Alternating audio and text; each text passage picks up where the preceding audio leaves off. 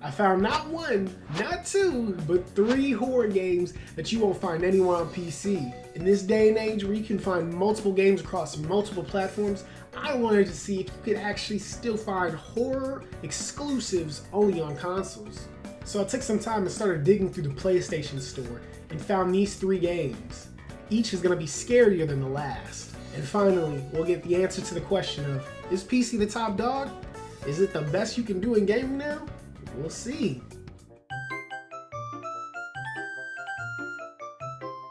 The first game up to bat is called Escape Tung Sahur Backrooms. Off rip, the name kind of just sounds like a bunch of keywords, almost like a don't dead open inside sort of situation. Anyway, you fall into the back rooms and like you would think, all you hear is your footsteps in a maze in front of you.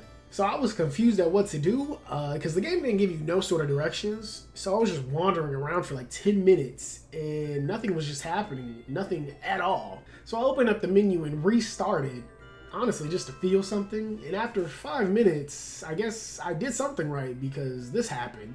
So like, is there like any type of story? Tung Tung. Ooh, Tung! Tung Tung! You hear? Tung Tung!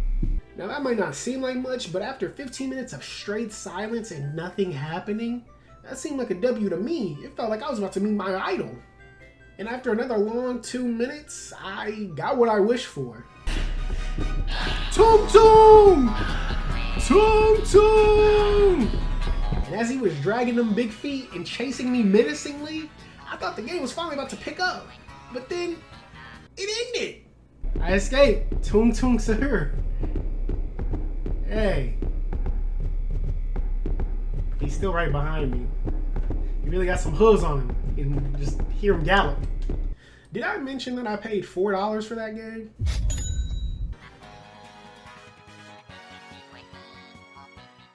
Next up is Dark Receipt, and this one looked way more promising than Tung Shakur, okay?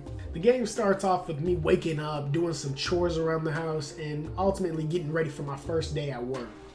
I head over to the spot, and that's when I met with my manager, and bro's drunk. Kind of looking drunk, but he kind of hitting it.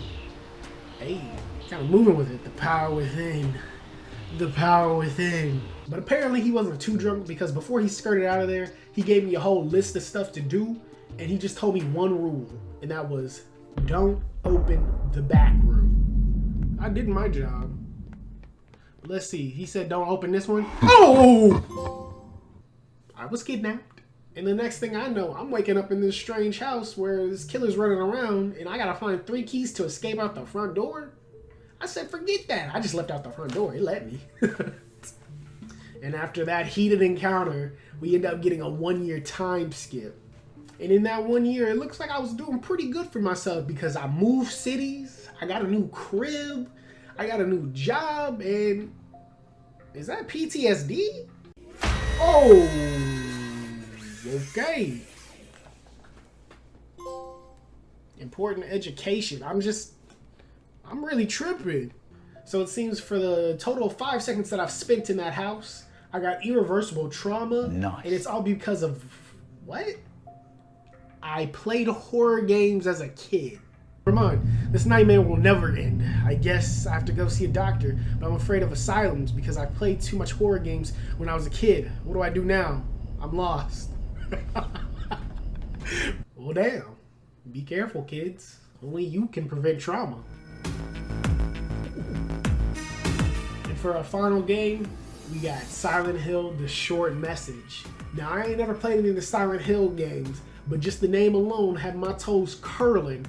And the first screen you see on the game is suicide prevention hotlines. So I already knew this game was about to be heavy. So basically the main character wakes up and she has to find her friend that's also somewhere in the building. This game ends up being slower than the other two because it more focuses on the themes of loss, suicide, bullying, and it shows us more focused on the narrative side rather than the gameplay side because it got me good because I was tuned into the narrative. Your art sucks, worst shit I ever saw. Some people really have nothing better to do. Wait. I bet it was these guys. See, now... Oh!